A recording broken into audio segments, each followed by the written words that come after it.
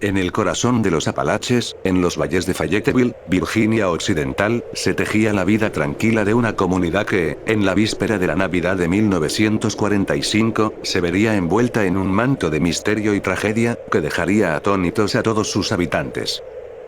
En esta localidad tranquila, George Soder, un inmigrante italiano que había labrado su camino desde los ferrocarriles de Pensilvania, hasta convertirse en un próspero empresario, vivía con su esposa Jenny, y 9 de sus 10 hijos, en una casa de 2 pisos. Aquel día, tras haber celebrado las fiestas, la familia se iría a dormir, sin saber que las llamas devorarían la tranquilidad de aquella noche de invierno, transformando la morada familiar en un escenario dantesco. Toda esta letanía, acontecería pocas horas antes del fatídico incidente. Una misteriosa llamada telefónica, llegó al hogar de los Soder, alrededor de las 12:30 de la madrugada, despertando a Jenny. La persona que llamaba era una mujer desconocida, preguntando por un nombre que no existía. Todo esto acompañado del sonido de risas y vasos tintineando de fondo. Jenny le contestó diciéndole que había llamado a un número equivocado. Colgó y volvió a la cama. Mientras lo hacía, intrigada, notó cómo las luces permanecían encendidas, y las cortinas estaban sin correr.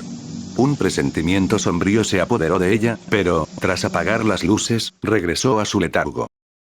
Alrededor de la 1 de la madrugada, un objeto golpeó el techo y rodó, despertando nuevamente a la mujer, quien ignoró el suceso. Media hora después, el humo la arrancó de su sueño. Al descubrir las llamas, la familia Soder evacuó apresuradamente. Ambos padres lograron salir con algunos de sus hijos a salvo, pero la tragedia ya estaba sellada. Los 5 niños restantes en el piso superior, estaban desaparecidos. George, desesperado por rescatar a sus hijos, se enfrentó a obstáculos insólitos. La escalera necesaria para llegar a las ventanas superiores había desaparecido, y sus camiones se negaban a arrancar. Mientras la casa ardía, solo podían observar impotentes. La llamada a los bomberos resultó infructuosa. La respuesta llegó demasiado tarde, y la casa se redujo a escombros humeantes. La investigación oficial arrojó conclusiones inciertas. El forense local, en una evaluación apresurada, emitió certificados de defunción, atribuyendo las muertes a incendio o asfixia. Tras el funeral de sus hijos, los Soder comenzaron a reconstruir sus vidas, y George cubrió el sótano con 5 pies de tierra y convirtió el lugar en un jardín conmemorativo para sus hijos perdidos. Sin embargo, esto no quedaría aquí. La familia comenzaría a cuestionar todas las conclusiones oficiales sobre el incendio. No quedaron satisfechos con las determinaciones tomadas por las autoridades locales, debido a las muchas preguntas sin respuesta y las circunstancias inusuales que ocurrieron antes y durante el incendio.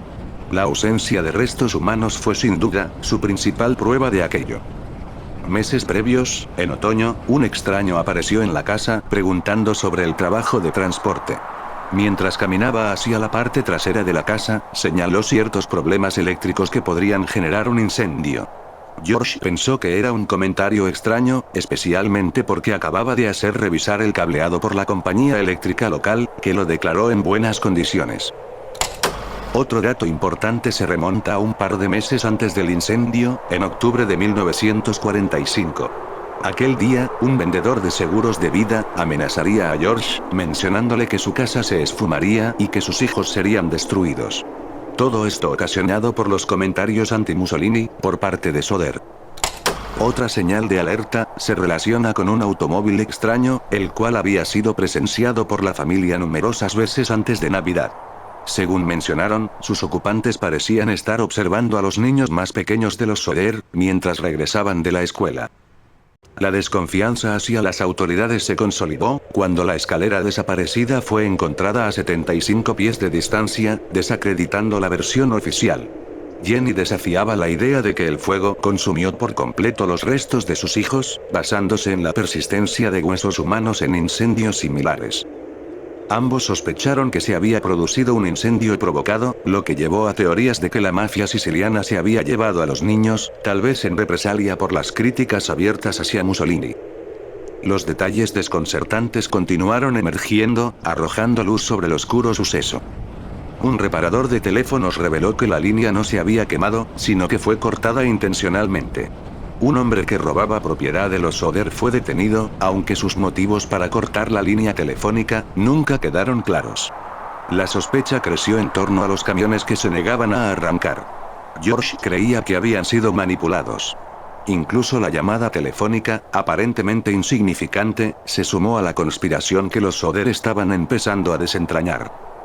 La investigación reveló más señales de que el incendio no era simplemente un accidente. Testimonios de bolas de fuego arrojadas a la casa, y la misteriosa aparición de un objeto similar a una granada de mano en los restos, aumentaron la sospecha de un origen provocado del fuego.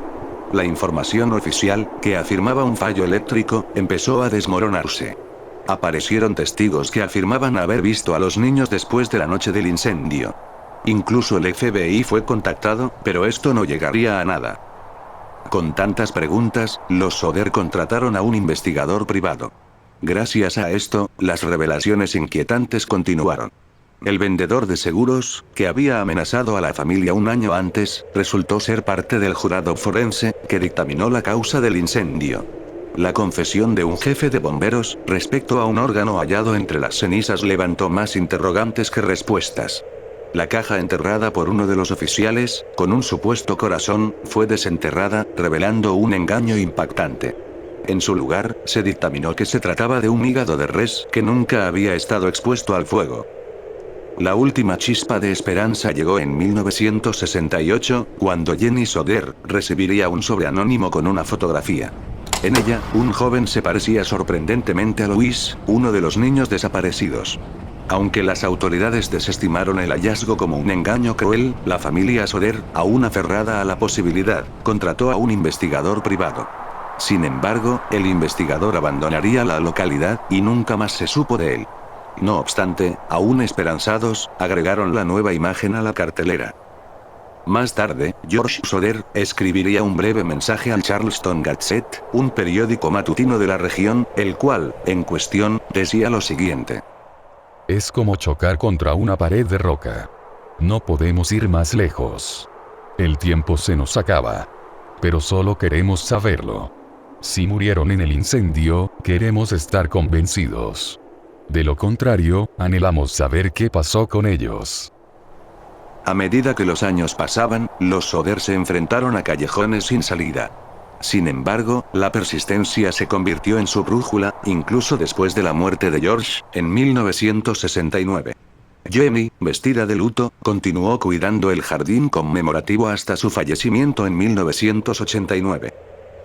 Los hijos supervivientes, con sus propias familias, heredaron la misión de buscar respuestas. Sylvia Soder Paxson, la última de todos, fallecería en 2021. Con su partida, la familia llevó consigo aquella tragedia que los había acompañado durante toda una vida, dejando a la incertidumbre aún persistente, tejiendo un manto de misterio sobre aquella oscura noche de Navidad en 1945.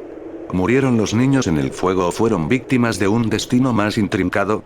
Solo el tiempo, silencioso testigo de los enigmas, guarda la respuesta en su frío y distante regazo.